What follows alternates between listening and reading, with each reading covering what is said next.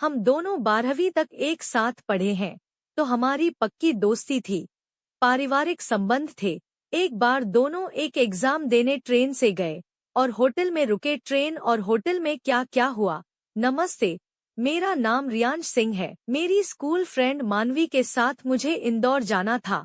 मेरा और मानवी का ट्रेन में रिजर्वेशन था। हम दोनों एग्जाम के एक दिन पहले अपने अपने घर से इंदौर के लिए निकल लिए, क्योंकि हमारा रिजर्वेशन था और हमारी ट्रेन ग्वालियर से रात की 8:30 पर थी। मानवी और मैं दोनों बचपन से लेकर 12वीं तक एक साथ पढ़े हैं, तो उसकी और मेरी फैमिली में बड़ा घरोबा है।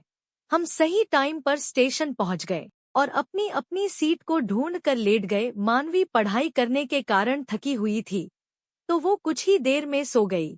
मुझे जल्दी नींद नहीं आती, तो मैं अपने ईयरफोन निकल कर गाने सुनने लगा। मुझे हमेशा ट्रेन को विंडो ओपन करने की आदत है। मुझे उसमें से बाहर का नजारा देखना अच्छा लगता है, तो मैंने विंडो खोल दी थी। रात का टाइम था, सब सो चुके थे और ट्रेन में सबकी लाइट्स ऑफ थी।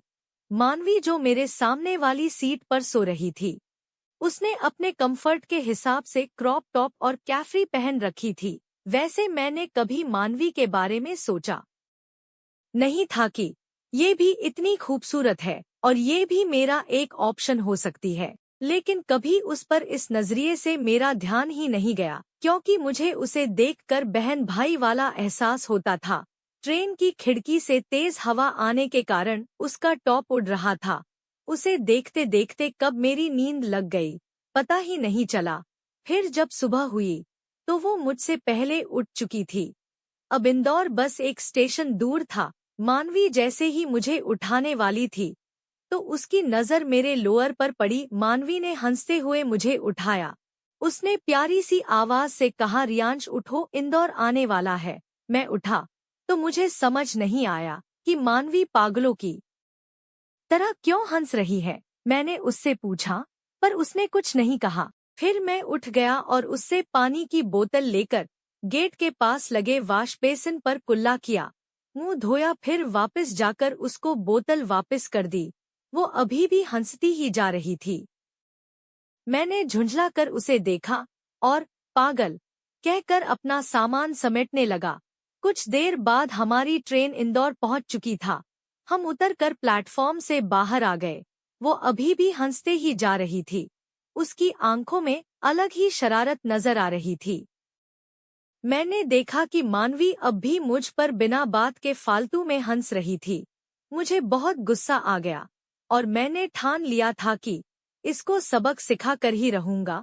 एक होटल में मैंने ऑनलाइन बुकिंग की। मैंने सिंगल कमरे में 2 अलग अलग बेड वाला बुक कर लिया। इसके बाद हमने स्टेशन से टैक्सी की और उस होटल में पहुंच गए। मैंने रिसेप्शन पर अपनी बुकिंग बताई और उससे अपने रूम की चाबी लेकर अपने रूम में आ गए। अभी सुबह के 9 बज रहे थे। मैंने रूम का गेट खोला ही था कि मानवी जाकर बेड पर कूद पड़ी और लेट गई, क्योंकि वो कुछ ज्यादा ही थी। हालांकि मैं भी काफी थका हुआ था, सो मैं भी अपने बिस्तर पर जाकर लेट गया। हमें तेज नींद आ रही थी, लेकिन मेरा एग्जाम 10 बजे से था। मानवी का एग्जाम 2 बजे से था। मैं एग्जाम देने के लिए तैयार होने लगा। जब तक मैं तैयार हुआ तो मैंने देखा कि मानवी सो चुकी थी। एग्जाम सेंटर पर मैं फोन नहीं ले जा सकता था, तो मैं अपना फोन मानवी को दे गया और उससे बोला कि मैं एग्जाम देने जा रहा हूँ। तुम ध्यान से जाग जाना और घर से फोन आए तो बात कर लेना। उसने ऊँघते हुए हामी भर दी और मैं बाहर से दूसरी चाबी से रूम लॉक करके एग्जाम देने के लिए निकल गया। मैंने एग्जाम दिया। एग्जाम कंप्लीट होने के बाद मैं होटल वापस आ गया। तब तक 2 बज गए थे। मुझे लगा कि मानवी एग्जाम देने जा चुकी होगी। जैसे ही मैं अपने रूम में पहुंचा तो देखा मानवी अभी तक सो ही रही थी। मैंने उसे जगाया। जैसे ही उसने टाइम देखा तो 2 बज चुके थे, तो वो बहुत तेज तेज रोने लगी। मुझे समझ ही नहीं आ रहा था कि मैं क्या करूं। मैंने उसे हग किया